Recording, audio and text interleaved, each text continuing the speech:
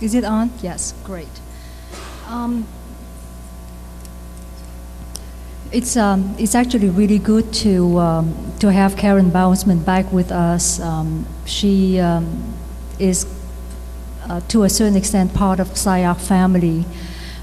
She has come visited our school when SCI-Arc was in Santa Monica, and then moved over to the Marina del Rey, and then now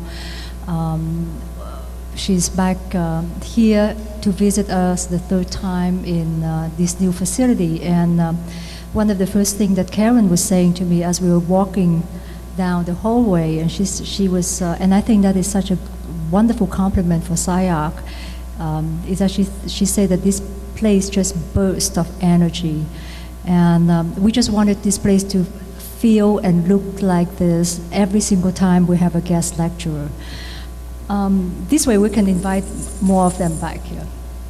For some of you who may not be familiar with Karen Bausman, although I would suspect that every one of you know of her works, Karen has been practicing with her own firm since '94. She has been teaching at Columbia University for over 1 decade, and and her practice really ranged from a very, very large, rich, complex variety of projects, working with a corporation, Warner Brothers, AOL, American Online, and all the way to installation. And I would leave Karen to really take you through her work.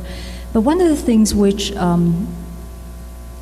is interesting about Karen's work is that when we look at tools, architectural tools, and the tools which we often find very limiting, which we often find restrictive,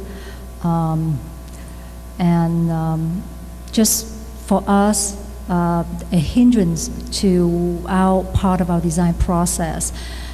Karen was actually able to take those limitations, social demands, structural demands, clients' demand, practicality, which from our point of view are extremely conventional, and can bring all of those and turn them into unconventional architectural solutions. So please welcome Karen Bausman.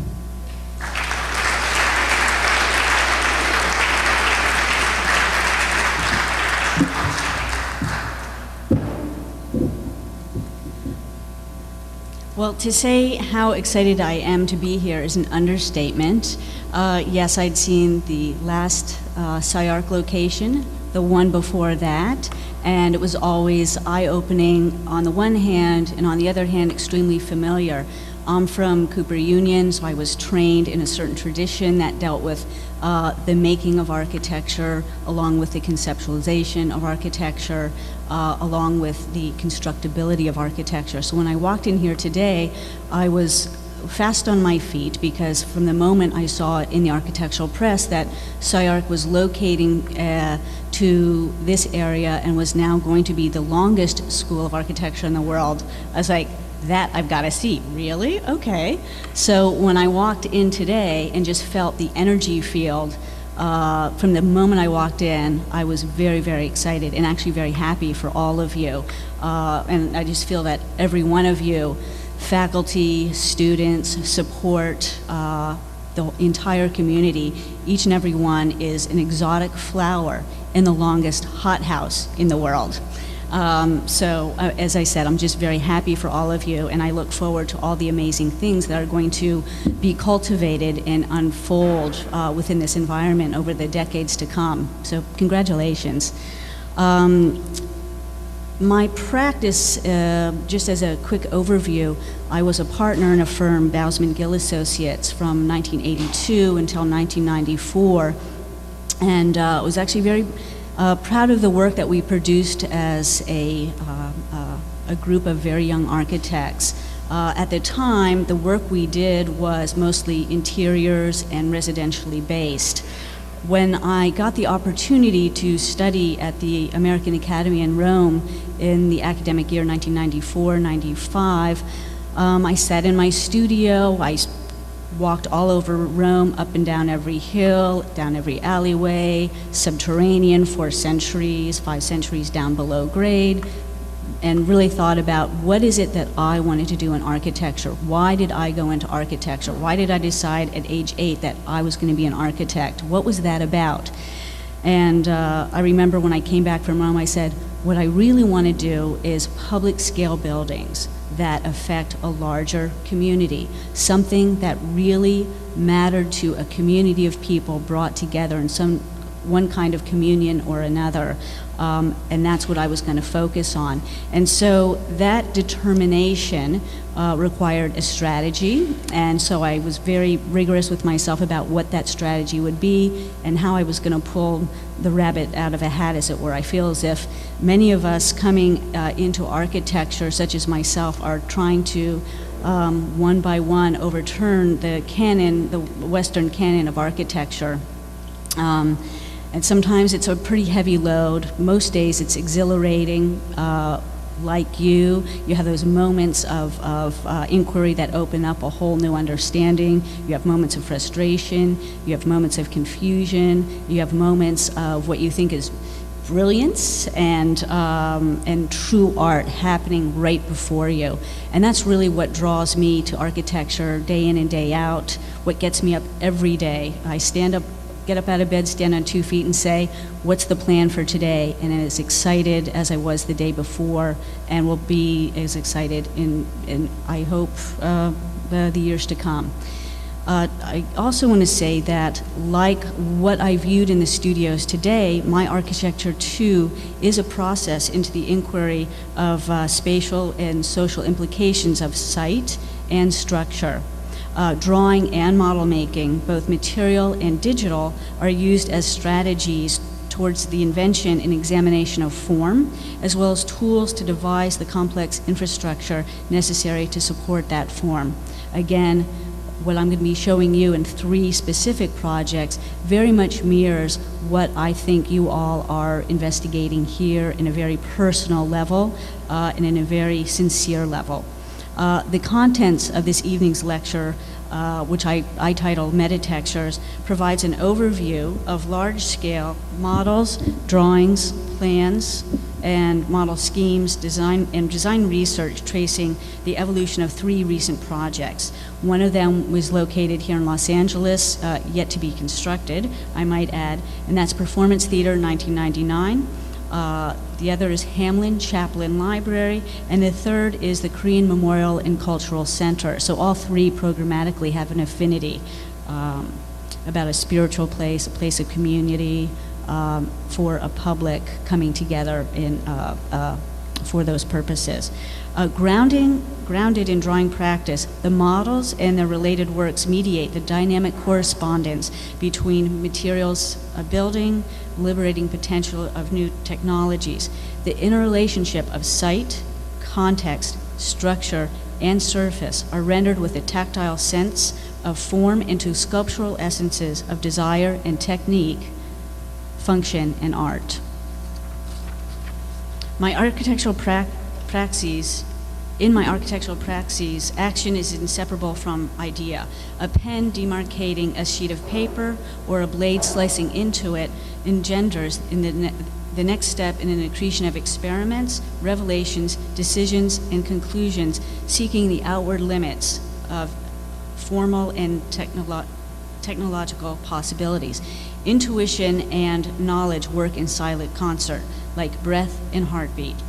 And that matches every facet of a structure's program into a system of formal invention in which the smallest detail telescopes in and out of from the largest order.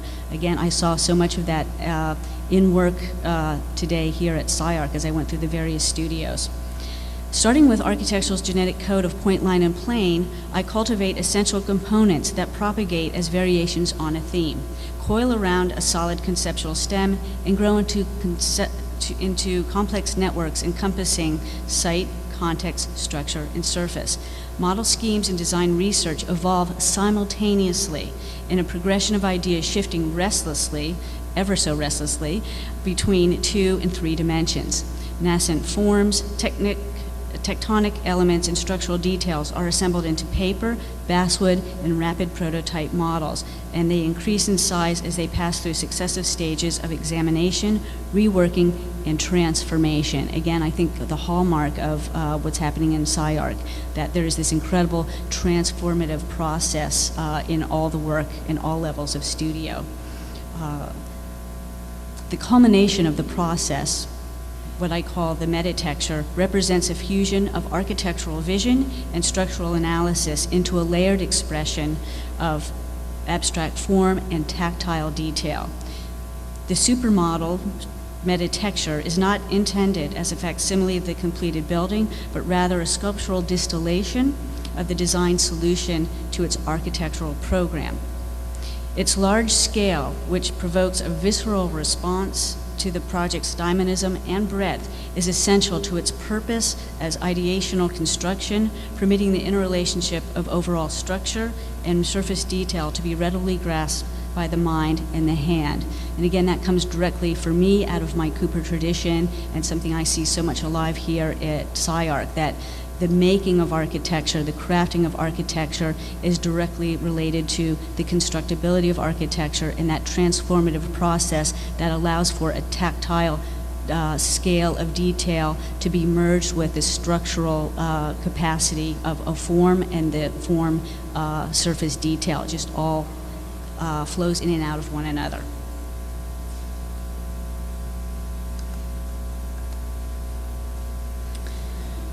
My inherently organic processes are often exerted and expressed overtly, invoking nature and its graphical representations, seeds, shoots, petals, botanical prints, and star charts as abstract templates or iconographic reference points.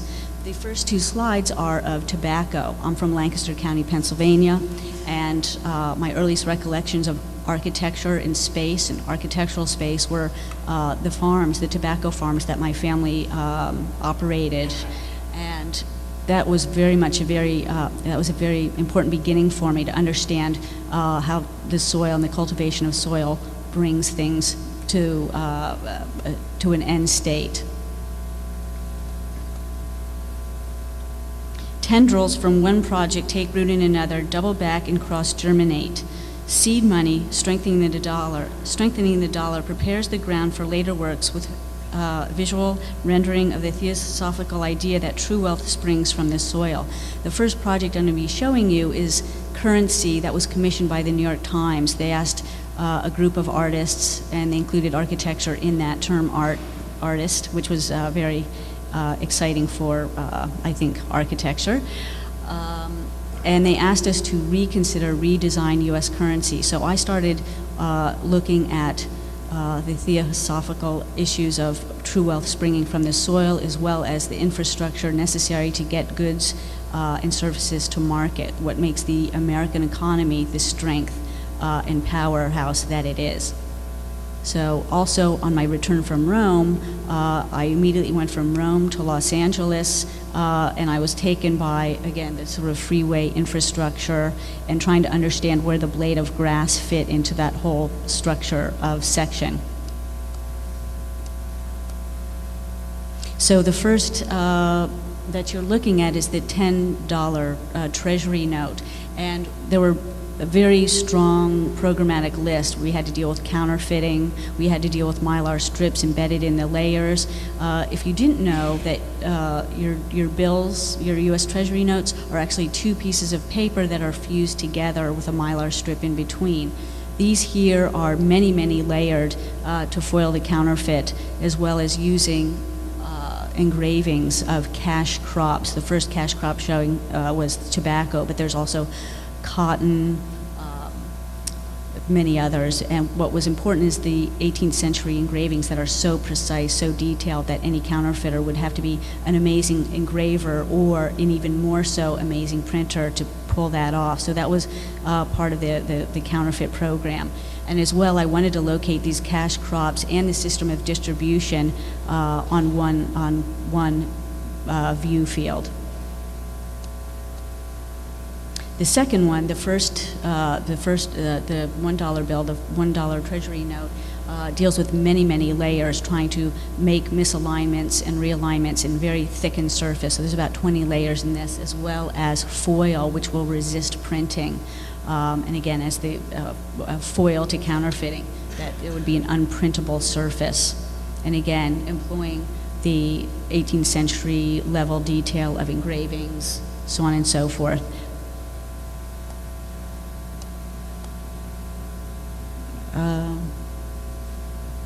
Thank you. And this is the $5 Treasury Note. And this again was looking at the systems of distribution, a different field of cultivation, with the cash crops being realigned across a much more dispersed field.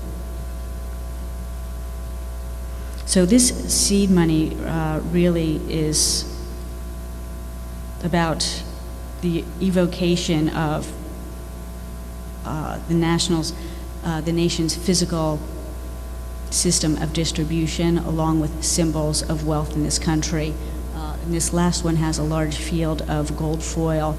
For anywhere else in the world, the sentiment, the adage that in America the streets are lined with gold found its presence in this $5 Treasury Note as an optimistic sort of come on for those who want to come to this continent, to this country, and prosper as we all have. The next project began in Rome, and I went and looked at Renaissance theaters, early Renaissance theaters, late Renaissance theaters, any theater that I could find from the Renaissance era to study. This one is in Sambionetta, and it's the first freestanding theater. It's the one that was detached from the ducal palace and was on its own. You could go up, kick the corner of the theater itself, and it's quite petite. You can see the interior here. Very, very petite, but it was built for the Duke. So the performances that took place there were for one person only, the Duke, and anybody else who he deemed suitable to attend the performance with him, that was his business. So the ducal seat was the primary seat. And I thought a lot about that when I came back to Los Angeles to look at the theater project I was about to begin. You know, where are we as spectators in relationship to that one ducal seat? This is the Farnese Theater, which is in Parma, Italy, and what it is a one of the first thrust stage theaters, and it also is built like a large basswood model. If you get the chance to travel to Parma, please go see this, because it will be very recognizable to you. It will look like the models that you are building, but at full scale, at actually a very large scale. And then, of course, this is the Teatro Olimpico in Vicenza by Palladio. And what was interesting to me was the very steep rake of the seating, which is what we would now call stadium seating. And this is the stage itself, as well as the perspectival runways that constrict in space and create a much longer runway of space from a one-point perspective. So it's perspectival, going back to a vanishing point. One could say this is the longest theater in the world. Shifting from the earth to the heavens, Constellation Screen is a sculptural exploration of the interconnectedness between architecture and astronomy. This project was commissioned by the Formica Corporation, and it had a very important impact on performance theater in 1999. The use of point, line, and plane to denote three-dimensional space, the reliance on ratios, especially the golden mean, to map the dimension of a building or the structure of the universe. The starscape as the backdrop to the planet, and the screen to the backdrop of a room. I actually completed this for Formica USA before I left for Rome, and when I came back, I wanted to take this surface detail and make it very large scale to see what would happen. This one was fabricated from aluminum laminate that was new at the time and perforated with patterns appropriated from astronomical charts. The screen's 10 hinge panels unfold in a hierarchical section based on the golden mean. The sections are assembled in collaged, non-linear sequences to create a poetic evocation rather than actual depiction of the night sky. I wanted to sort of scramble the black space of the heavens. The screen's telescoping form, while serving as a function as an enclosure or a backdrop, hints at the infinite unfolding of the nocturnal vastness etched across its surface. So that telescoping of scale and space was very much what I was after in this project, and then started to think about what its architectural implications were, if this was freestanding in a room, as I said, or if it became a surface on which scale telescoped greatly.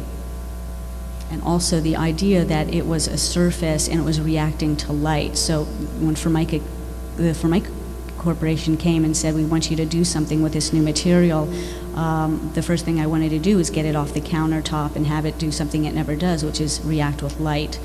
So that was also another starting point.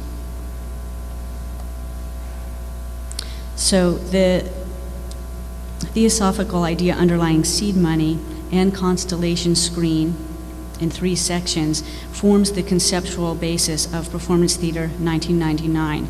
It's a metaphorical urban garden carved out of an underutilized stretch of macadam, allowing a site for economic revitalization, communal recreation, and social interaction rising in its place. So I left Rome, came to Los Angeles, and had this whole idea of these striated layers of history and the relationship of the ground plane through that thickness, that thickened section. Arrived in Los Angeles, was taken to 3300 Warner Boulevard, where there was a blacktop macadam parking area for 150 cars, and the blacktop was about that thick. So I immediately wanted to cultivate that surface and see what thickness I could bring out of a very thin surface. And also I was obsessed with coming back to the American landscape with, and also California landscape with its ever-present freeway systems of distribution. Goods, I started thinking about goods and services getting to market, the entertainment industry, all of it together, sort of swimming in my head. And I still wanted to bring it back down to a blade of grass. I was thinking about that thickened section between the highest elevated expressway down to the level of a grass blade. And this is the site on Warner Boulevard. It's next to it's between Warner Brother Records, the old Lorimar lots, and right across the street is the Columbia Picture Building. So that's the very, very thin macadam surface for 150 cars. Interestingly enough, this is one area in Los Angeles where there's a lot of foot traffic, because the Columbia Picture Building has one of the best commissaries around. So people are walking up and down that street all day long, taking a break, getting food. So what I began to look at was this relationship to the ground surface, cultivating that thin surface and trying to get a thickened section. The unfinished expressway reappears, but cast as a vehicular ramp from a deep underground parking garage, spiraling upwards like shoots from a seed. At street level, the chute bursts forth, transforming into flower petals that uphold the theater's 3 seating blocks, one of them an open-air concert under the stars. So this is the structural model that we developed, trying to locate the petals, the 3 petals, 1, 2, 3, bursting out of that very thin surface and creating a thickened section, and then the top structure, the roof structure. And it all started with this initial sketch right here. I wanted to cultivate the surface. I wanted to find a figure within the field. And having just returned from Rome, I wanted that figure to be a flower. And this is the entry level, so it shows the relationship between that initial sketch and then how we were able to maintain the various petals. So we've got, again, the one seating pedal here, over here, and over here. And this is the surface, the 150 car macadam surface. When I first spoke to Warner Brothers about this, they were somewhat skeptical, and it came about because they like to have their performers do mini concerts for the groups that are getting to take them on the road, and all the effort that everyone puts into getting a show ready for either recording or a concert tour, so on and so forth. So, for instance, they said we just had Prince here, and we had him give a concert on a very small plaza area, and it became quite dangerous because everybody wanted to see Prince, and so from the Columbia Picture buildings, people were hanging over the parapet. We need a place where we can gather as a company to have these events that don't put people in danger, and something that we can really celebrate the company and be a landmark place for the company. And so I was looking around, I said, this parking lot is ripe for cultivation. You know, look at it, it's just a nasty parking lot. Why don't we do something with it? Why don't we create a space from this underutilized strip? Why don't we cultivate it and add value to what is just a throwaway space? And that's really where it began. And again, this is the Warner elevation. And we were also looking at trying to get it to work in resistance to two things. One was gravity, and the second was the condition of the black box, which was, you know, for a theater, antithetical to how our theater works, but we set that as a challenge for ourselves. At street level, the chutes burst forth, transforming into flower petals that uphold the theater's three seating blocks. The vertical facade, clad in powder-coated galvalume, is a diffusely reflected surface similar to the illuminant laminate of Constellation Screen. It cants outward from the petals, appearing to defy gravity, and unfurls at radically broken edges to the top edge. That's something we worked really pretty long and hard on, and this is one of many models, but we'd worked at 1/4-inch scale. So this model is 6 foot by 6 foot because for me, I wanted to be very directly involved with the sculpting of it, and I thought working smaller, I wouldn't be able to get the feel for it and the nuances, and I wanted the tactility of it to come really to the forward very early in the process. So this started out as actually a black paper model around foam core, and we just kept revising it and transforming it, and then finally one day I said, okay, let's go for the next level of detail, and it just kept going along that way until one day we said, that's it, and then we went and tried to formalize the sort of moment that we found where it all came together.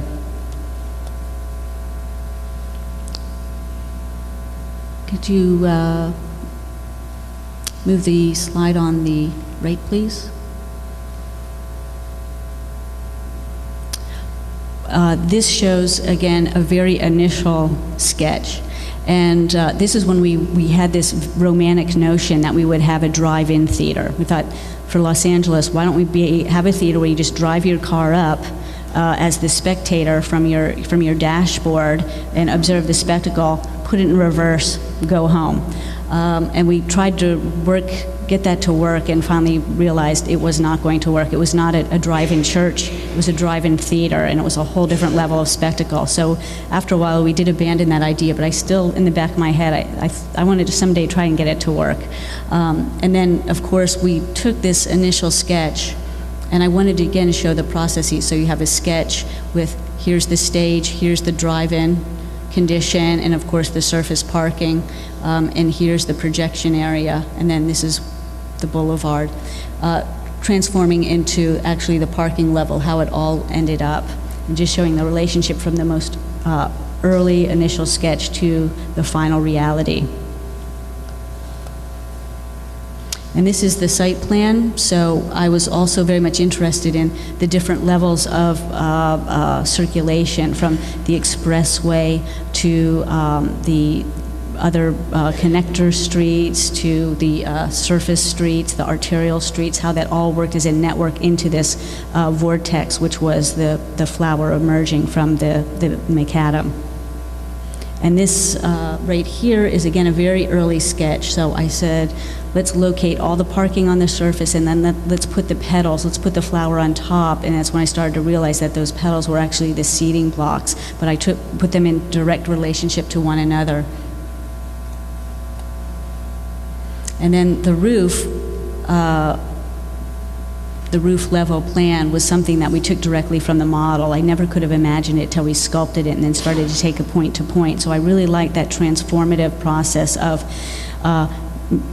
constructing the model by hand, by feel, by sculpting it, and then transforming that into a drawing to see what it was, as opposed to a preconception of what the roof may be, or could be, or should be. And I think that for me, this detail shot from the back entry shows the relationship of this curtain, because I really saw the enclosure as a curtain for the overall theater. And then these are the petals that are cast in place concrete, and then on top of that are the wooden seating blocks. So you've got the structure, and then you've got the surface, all tied in programmatically together. And then also the sort of resistance to gravity. This is the stage levels, showing obviously the stage here and how this starts to break the surface, and then maintaining the parking all the way around. And as you can see, I still kept the parking right here for the drive-in. And this is a very early model. Again, I wanted to work with the idea of macadam, so I used black paper with white pencil on top, drew on it, started to cut it, pull it, see what the potential space was of that surface. And it was a very, very satisfying process. And this is the earliest showing of the curtain, because I knew that I wanted to have this surround and that it would be a curtain. What could it be? What was its potential? So again, for me, the relationship from the earliest drawing model drawing to the final plan, again, for me was very satisfying, in that you could see the transformation, but you could also see the earliest components that were then propagated, transformed, refined, so on and so forth. But it was never that far off a kind of initial idea of what the components would be or needed to be. And then, of course, this is the seating level, showing the wooden blocks here, and then the outdoor amphitheater area, and then this is the sidewalk for Warner Boulevard. And this is, again, an early model. So we had the amphitheater here. I was just trying to figure out how to get the cars down below, what the potential of that surface was. And then these are the first time that the seating blocks start to show up as a surface, a thickened surface with the potential spaces located within.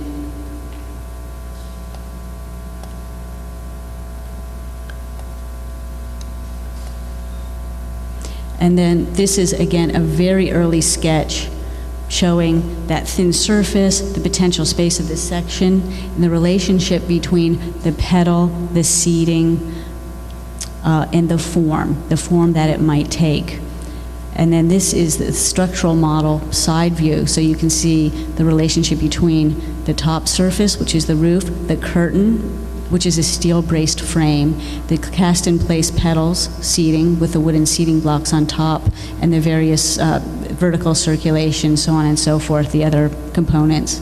But again, for me, it's very exciting to see these two together, because it locates all the components that needed to be there, and then it shows the transformation with form, surface, and structure.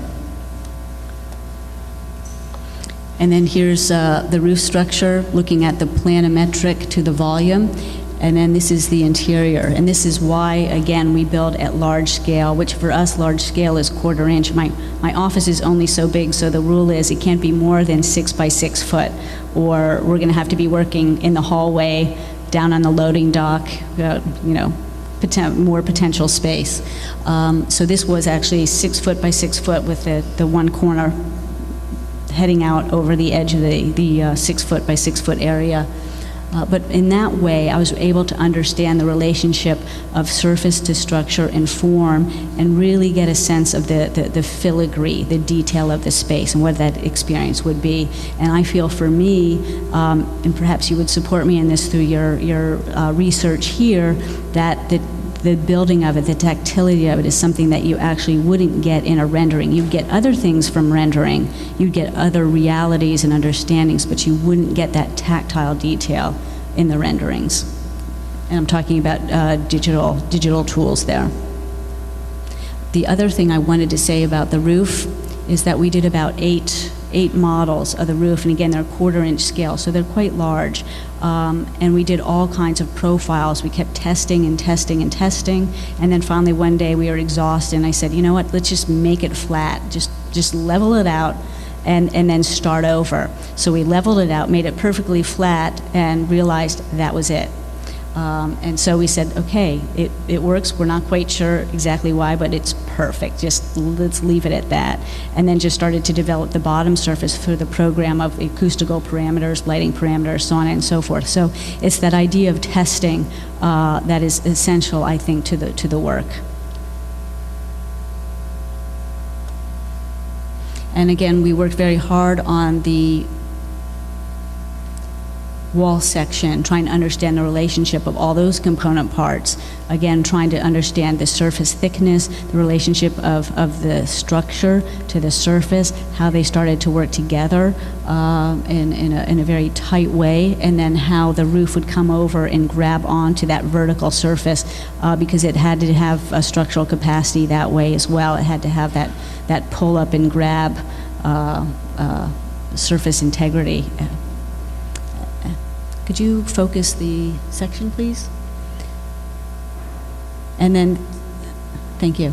This shows the seating pedals, the wooden seating blocks sitting on the cast-in-place pedals, and then this shows the roof structure, and then, of course, this is for lighting and acoustical parameters here, and then the underground parking, showing the relationship of this surface, how it's broken, and how it starts to come down and create the stage area. And again, another section showing that pedal coming up, bursting through the macadam surface. Here's the amphitheater beyond the roof structure.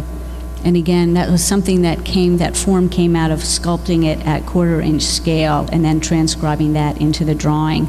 And then this shows a studio that we were doing in one of my Columbia studios when I got back from Rome, and it's where this idea started about the figure in the field and how you're defining one through the other. And for me, that was the real test of this project, the relationship of figure and field at every scale. And that was another sort of challenge I gave to myself, and I feel very satisfied in where that took me.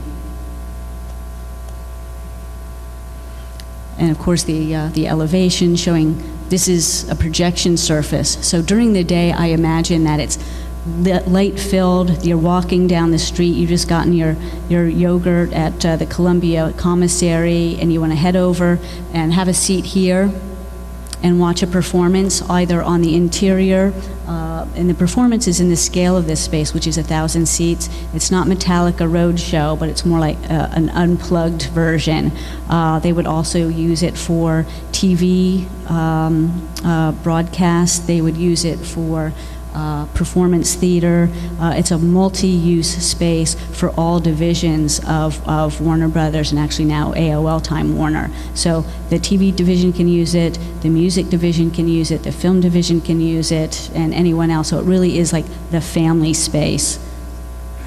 And then this section, of course, shows the relationship of that surface and how it was cut and pulled either up or down.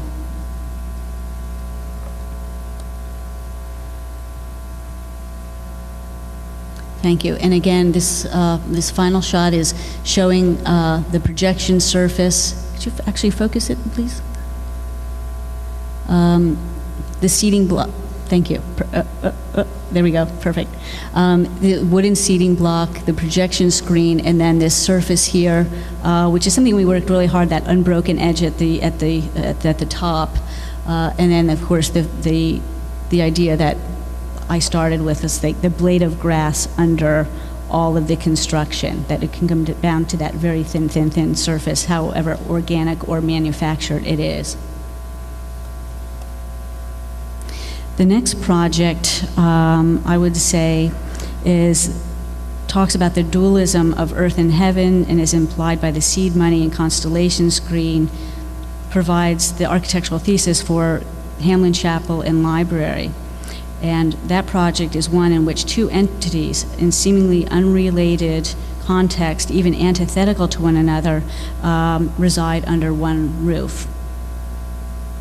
The building formalizes a unique partnership already established between an Episcopal parish and a public library, both of which currently operate out of the church's 19th century parish house. So this is the site for Hamlin Chapel and Library. It's in rural Pennsylvania. It's on the northeast edge of Pennsylvania.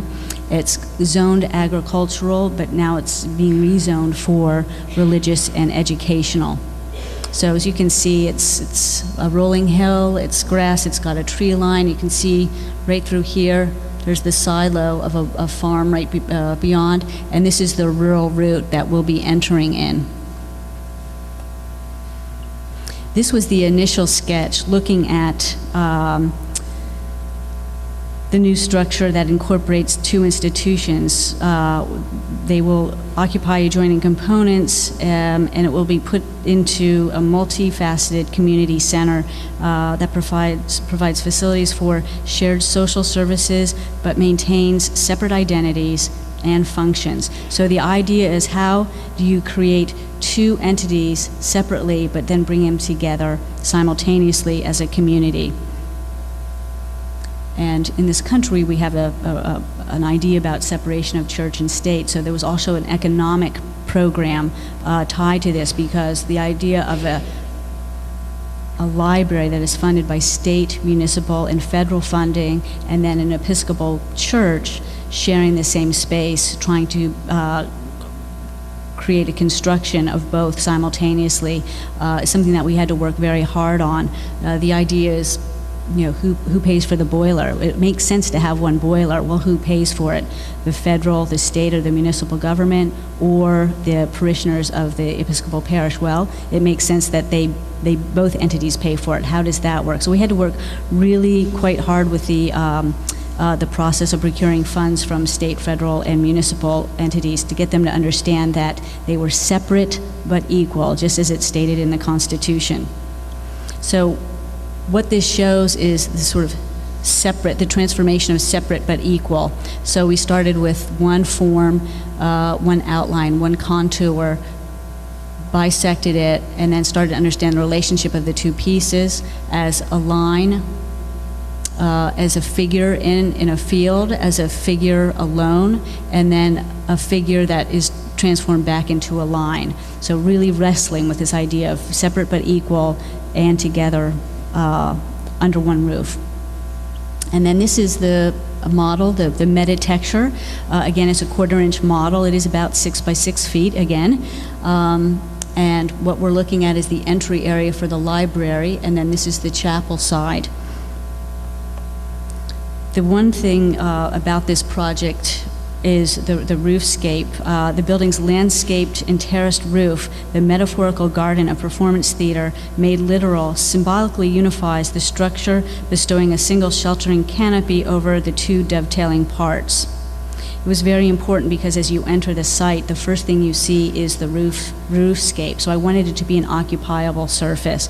I thought that without that, it would just be too much to take in. That looking at all the components one would naturally find on a roof with something that would have to be located otherwise, and that would be a cultivated surface in a parcel that was once agricultural.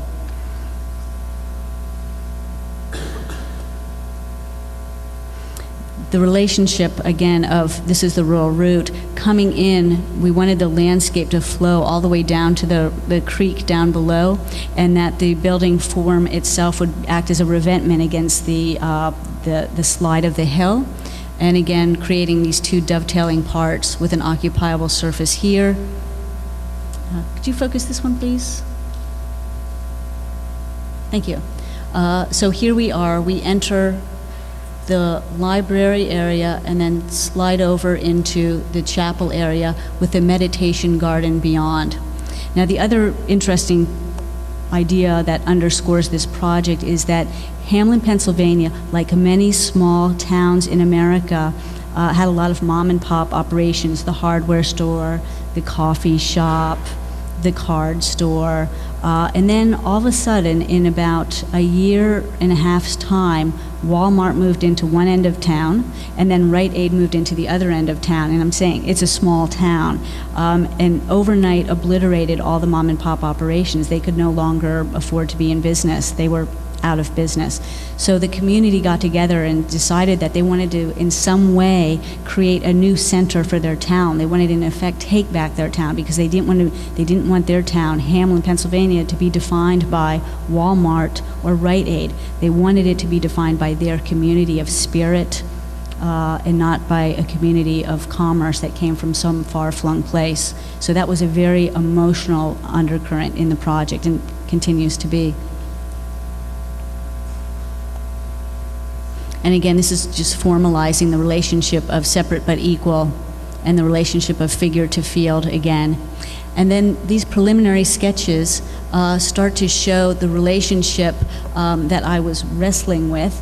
My office makes fun of me because I was walking around with a giant headache just for weeks, just trying to understand separate but equal. How do you make a building that's two buildings and one building at the same time? So they suffered through that with me.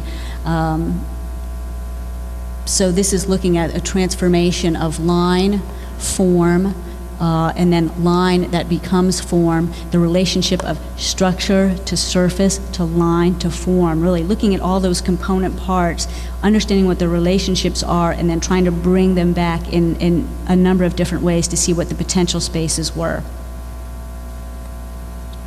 And these are some of the models, the metatextures.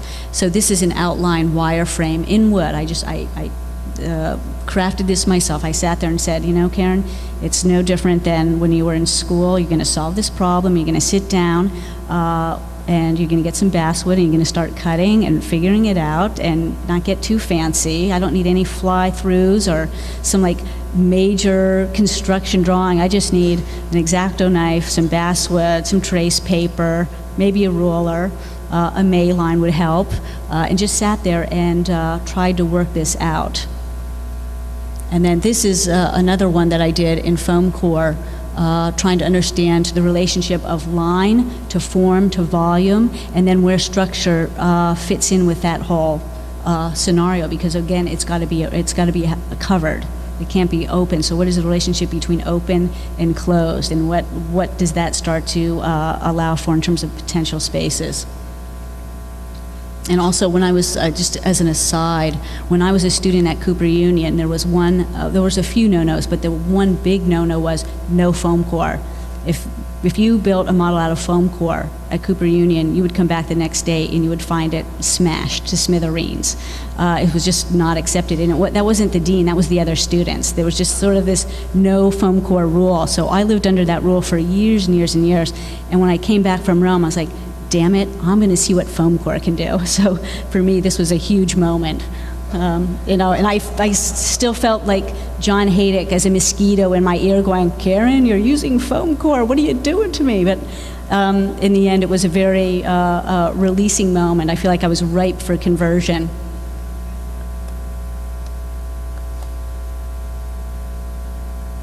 Thank you. And then this one starts to look at the overall structure as a sliding form, and then the line remaining a line and then becoming a plane. Again, trying to look at the potential space of the planimetric. And then this one starts to extrude the section vertically and without a profile other than a planimetric profile.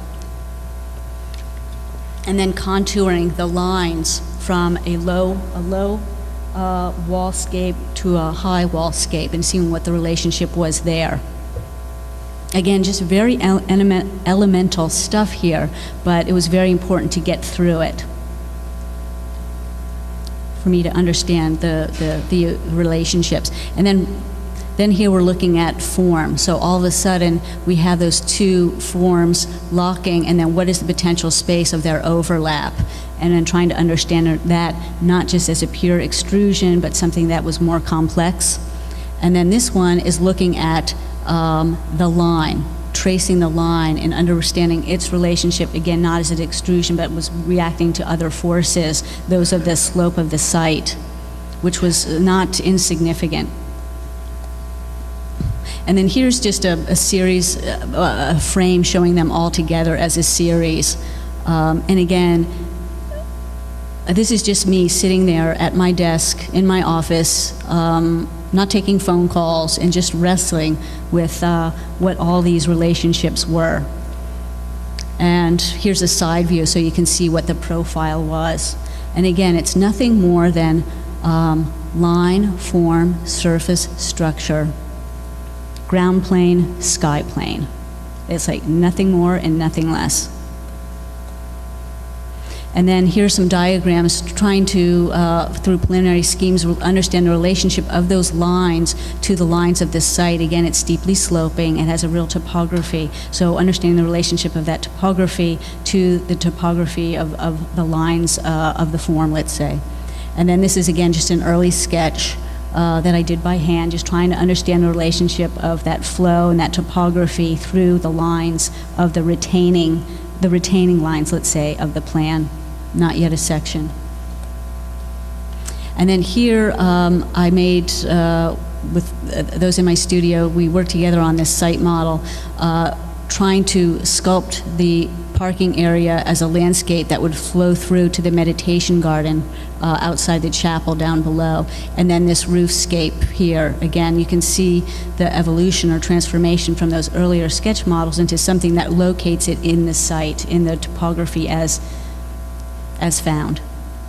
And then here's from the rural route, looking down the parking towards the entry. And again, you can see all the things that aren't resolved, but at the same time, you can see what's located very directly. So we've got a line that is the chapel outline, the library outline, and then the chapel itself, working with the slope.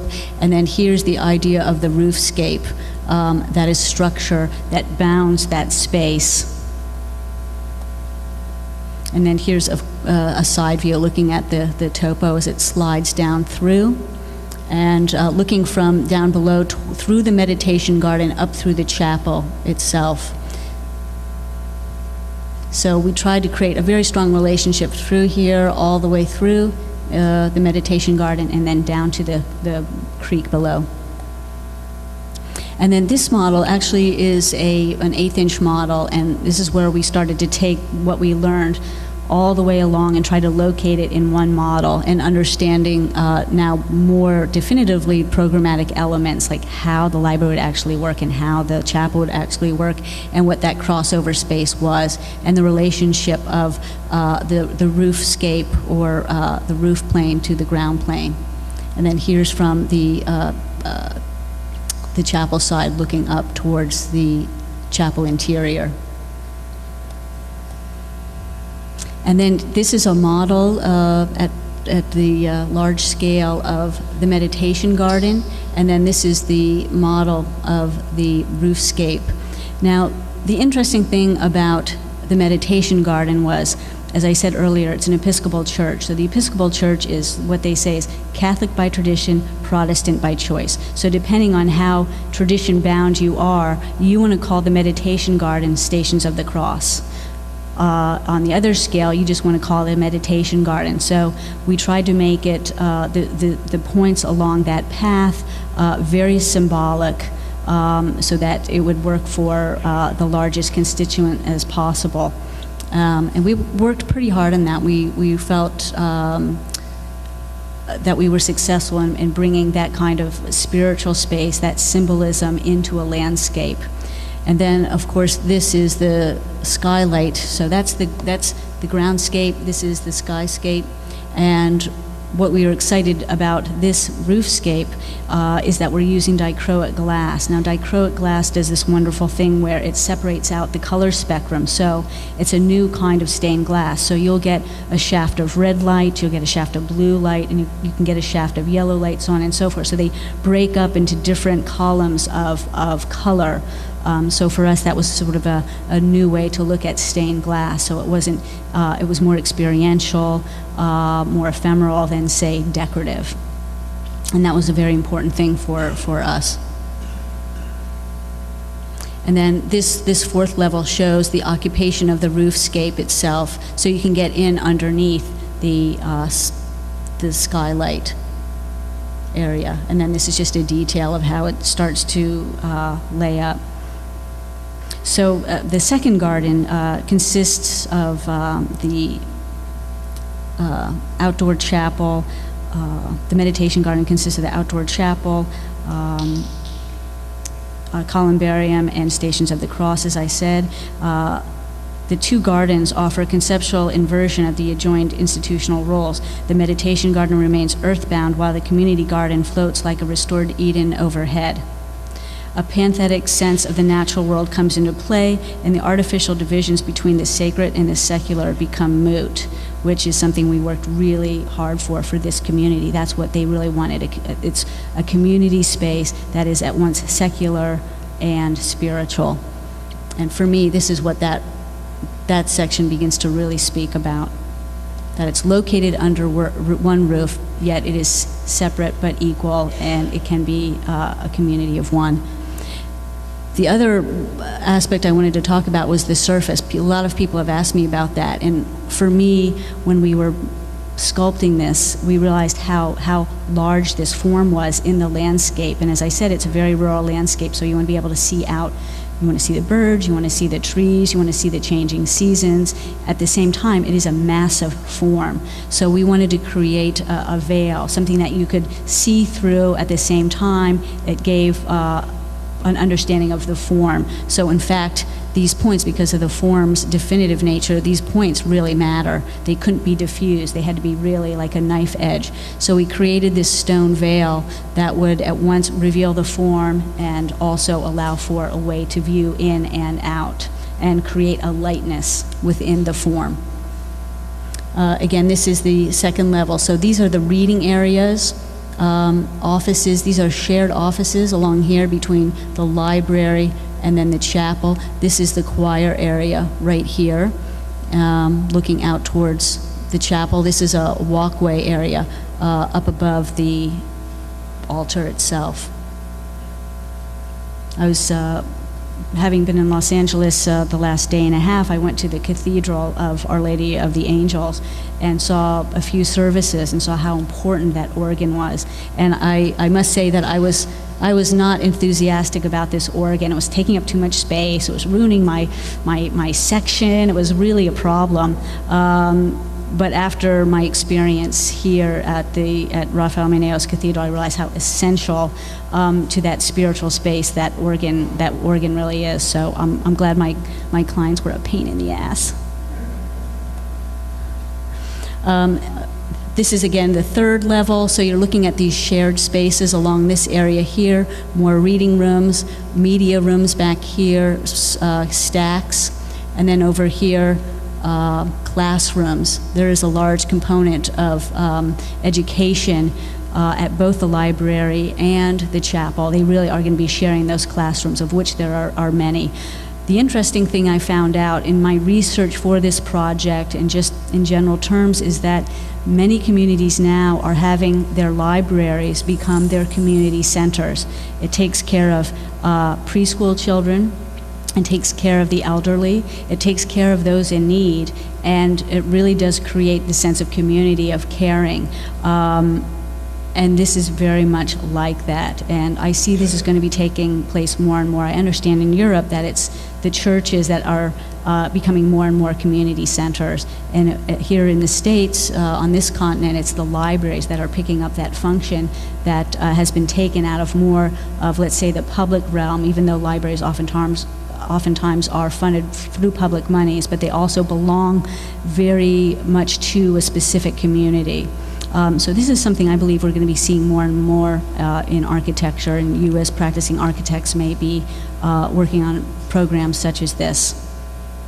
And again, this view shows the meditation garden coming up to the back of the chapel, which looks out onto the sort of Eden beyond.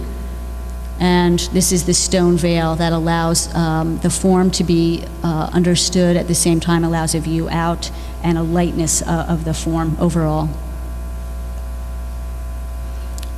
Various elevations. Again, showing the stone veil and the this sort of glazed area, the striations, and how it starts to work in section, and then this occupiable space up above under the skylight, the roof garden. And then here's a view in. This is the library, so this is the circulation desk, and if you squint, you can see the sort of librarian back there. And then this is that well of space with the skylight above. Here's a section looking at the two levels. And the other thing I want to point out is we made a very thick floor section so that we could put everything at mechanical, electrical, so on and so forth, so that we could keep the undersurfaces clear and just very clear, very clean, unobstructed.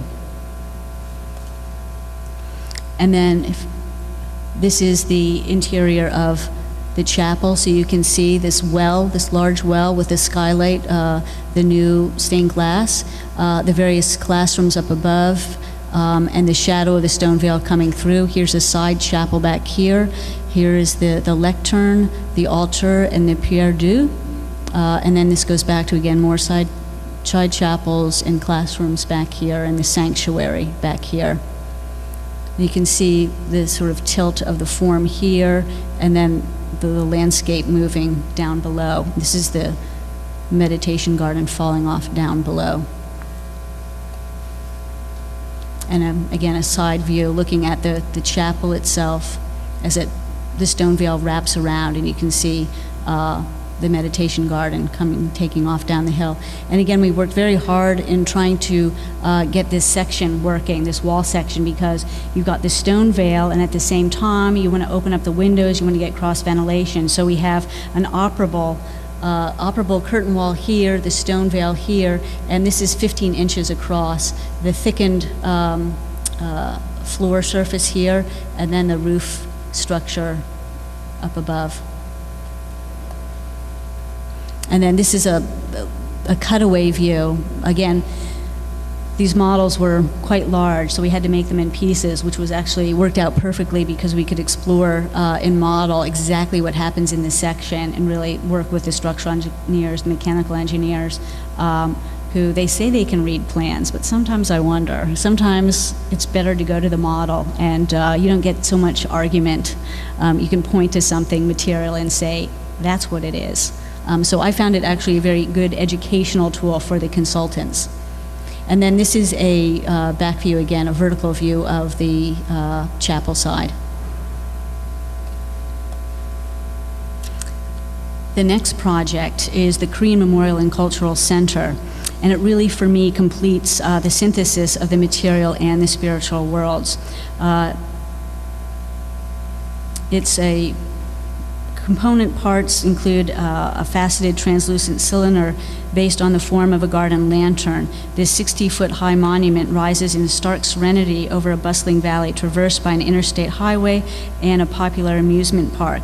As in the Hamlin Chapel and Library, a garden adjacent to the structure is planted across a steep slope, evoking the disequilibrium of the demilitarized zone separating the two Koreas.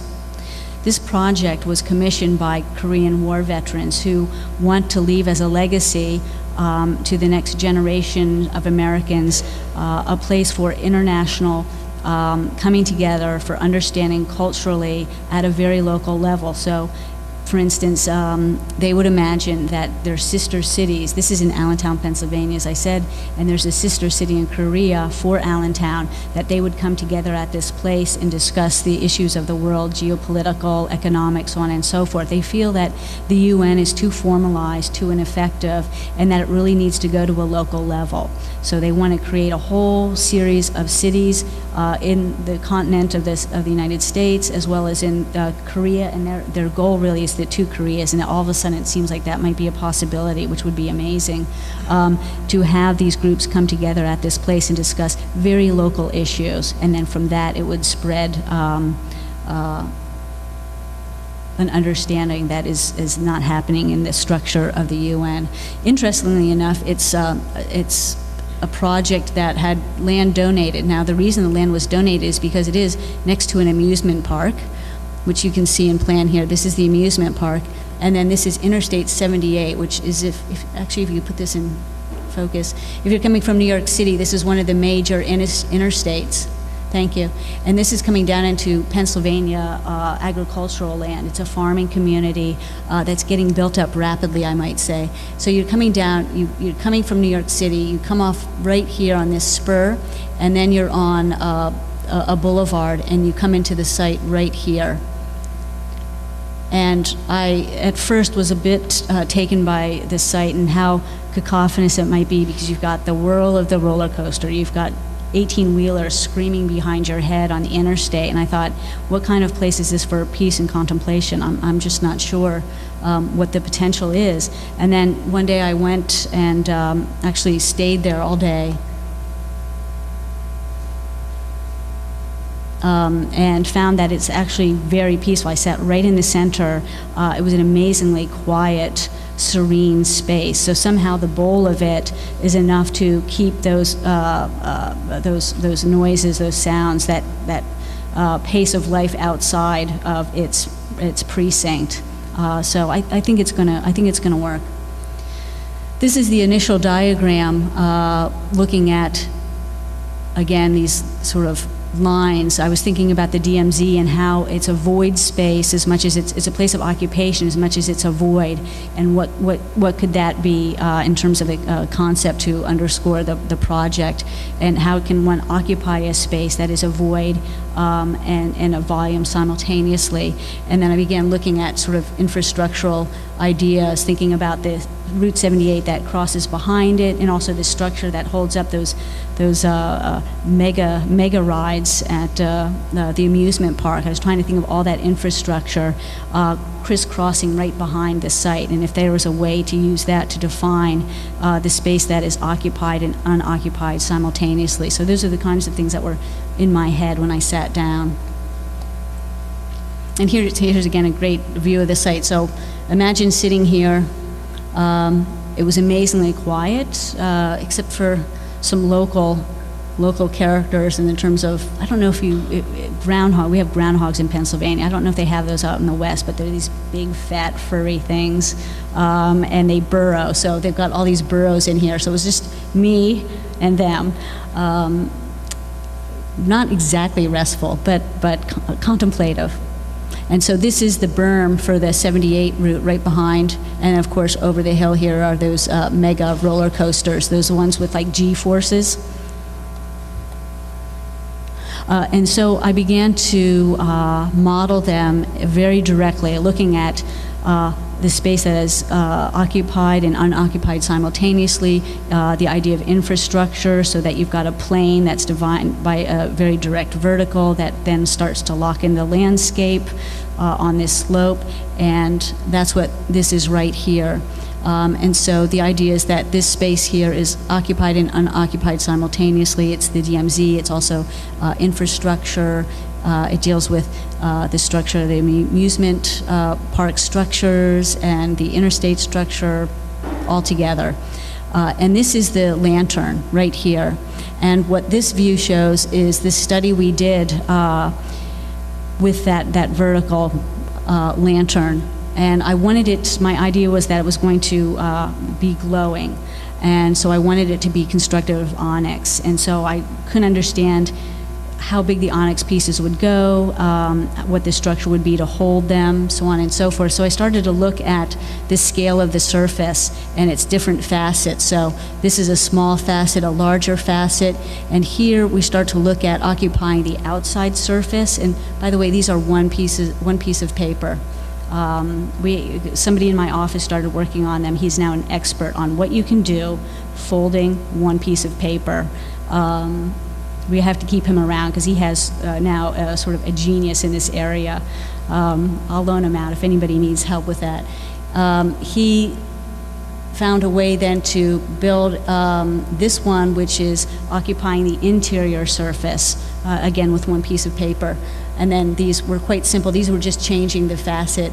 This one, in fact, started changing the horizontal and vertical, so the facets changed in scale. And then we went to the wireframe to understand the horizontal to the surface construction and what that overlap was. And then here we're trying to occupy the surface And again, these models are about 18 inches high by 7 inches across. And there's another detail. This one you can see there's the stair inside. So we've located this stair to this ribbon of onyx on the exterior. And then the other area is going to be clear glass. Actually, if you could, yeah, thank you.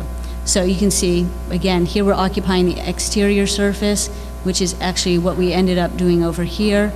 And then this one, we're occupying the interior, and then these are just surface. You can see the variation in horizontal to vertical and the change in scale.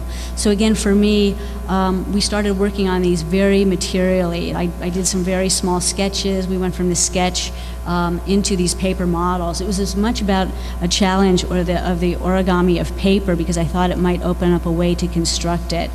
So we really pursued that to a certain degree, and then we went to the wood to see what we could learn there from the change in material, even to understand better how to construct it. And then here we went to digital, trying to start to locate the volumes of space in relationship to this vertical tower, the landscape. And this is, it has the typical amenities one might find in a small scale museum, which is cafe, bookstore, auditorium. Actually, the auditorium here is for 900, and then exhibition space for permanent exhibitions, and then temporary exhibitions go in the tower. And then this is a side view looking at, again, it's called the Tower of Remembrance, and then the various exhibition spaces here, the auditorium. So for me, this project really speaks about this sense of idealism that sublimates hatred and conflict, and it really is suffused throughout the program of this memorial and cultural center. At night, the interior lighting glows through the monument's onyx skin, transforming the Tower of Remembrance into a beacon of light to commemorate the dark absurdity of a nearly forgotten war.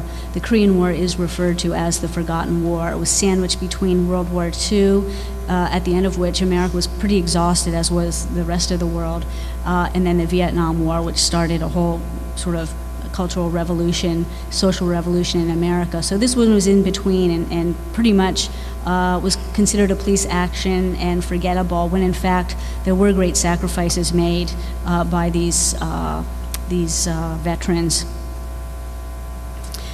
The lamp's plinth-like base cut into the hillside is a starting point for the visitor, offering the expected museum amenities, as I said, of auditorium, library, bookstore, and cafe.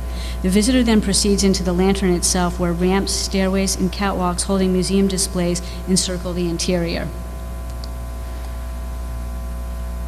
Again, go back one. Sorry.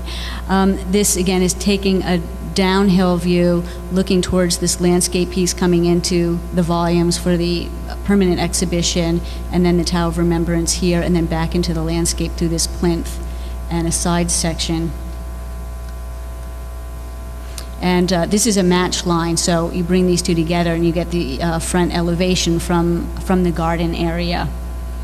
You can see how this has an incredible verticality, but remember, it's in that hillside, so it's foreshortened, in fact.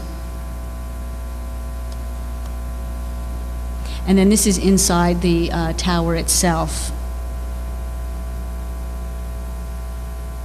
So with the exhibition materials on one side and the immense cylindrical void on the other, the memorial becomes a state of convergence between the living and the dead. A plea of peace through cultural understanding, as it were. Ascending from one level to the next, the visitor experiences a deepening sense of the futility of war, the fragility of peace, and the underpinnings of our common humanity while climbing closer to the heavens. I was very emotional when I was writing that. But really, for me, it's a place where time can slow down, where a commonality can be met by people from divergent cultures, climates, everything. Come here and talk as neighbor to neighbor in a very low-key, interpersonal way. That's the veterans, I would say, stated mission. It's also my desire that I wanted to find through the architecture. This right here, these are the onyx bands in which are the stairs, and then the exhibitions are along these edges, hanging through the structure, so on and so forth.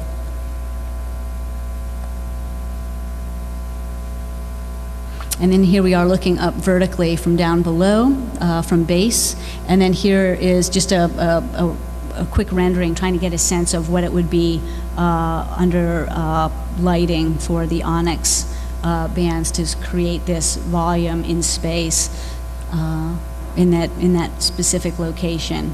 And again, I wanted it to have a sense of unending, that it was, it didn't have a beginning or an end, but it had a cycle back, both, I would say, sectionally and elevationally, and I wanted that to be part of the programmatic underpinning, that it didn't have a beginning and an end, but it had a return, also a renewal, a return, so that we never get to that other space where there's a fracture and a separation, but it's a continuum for an understanding.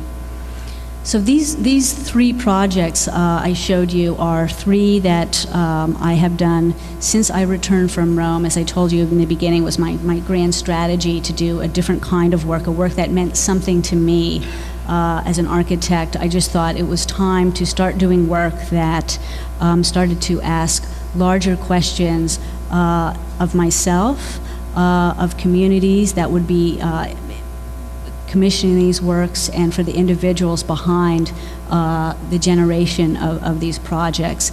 And the most recent project that we're just starting is a Buddhist monastery in Northern California. So I'm very happy to return to California. The very first one when I returned from Rome was here in Los Angeles, and now the most recent is just north 2 hours in Napa Valley from San Francisco. And for us, it's a very exciting project because, again, it takes you into the spiritual realm. It deals with a very specific community who wants to reach out to a broader community, an interfaith.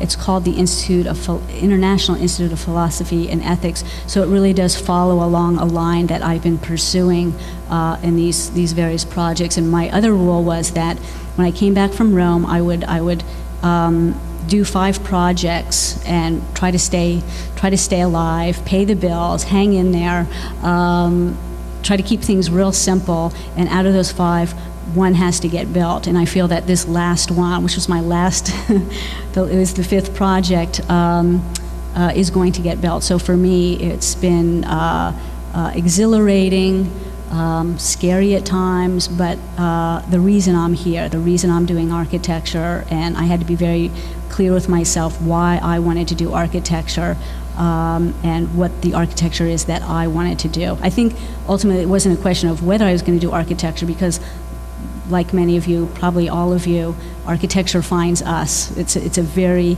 exciting art form. It's very demanding, but it's very satisfying. So I can never imagine not doing architecture, but I now can imagine doing the architecture that I want to do. And I just want to say that it was very encouraging for me to come here today and take the time to go through the studios and to see the level of inquiry that you are all involved in as a community and on an individual basis. And it was also very satisfying that you're keeping it, on the one hand, very simple. I saw May lines, I saw basswood, I saw paper, and I saw computer. And so for me, it's very encouraging for your future.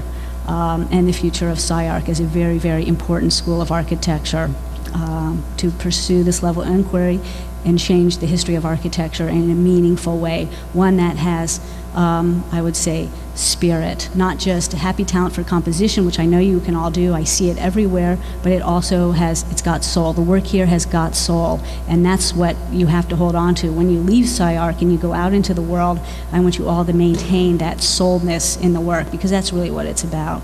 So I want to thank you all for letting me show you some slides, and best of luck with your work this semester. Thank you.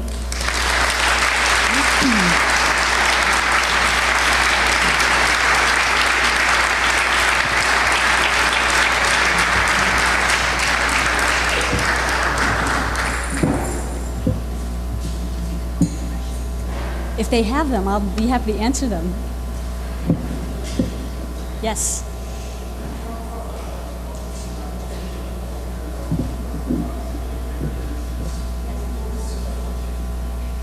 strategy was, my rule was, when I came back, I had to make 10 phone calls a day. You know, like even if it was the most difficult phone call, like who picks up the phone and calls Terry Semmel? I did.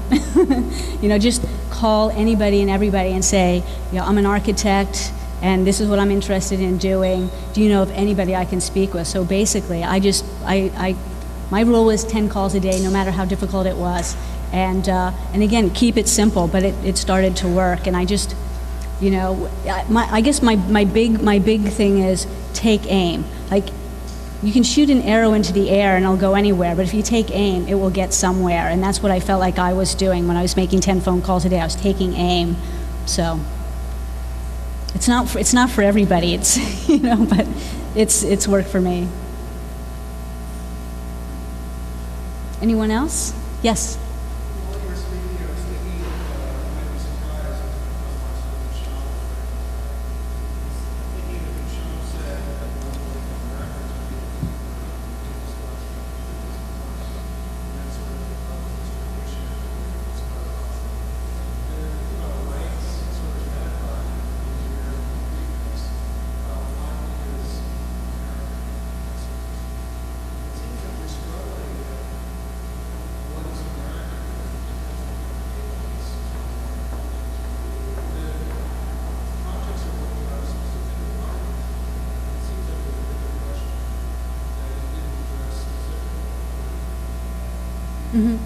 Well, for me, the big question, and it's, I hope it doesn't sound hokey, but it's about a kind of optimism.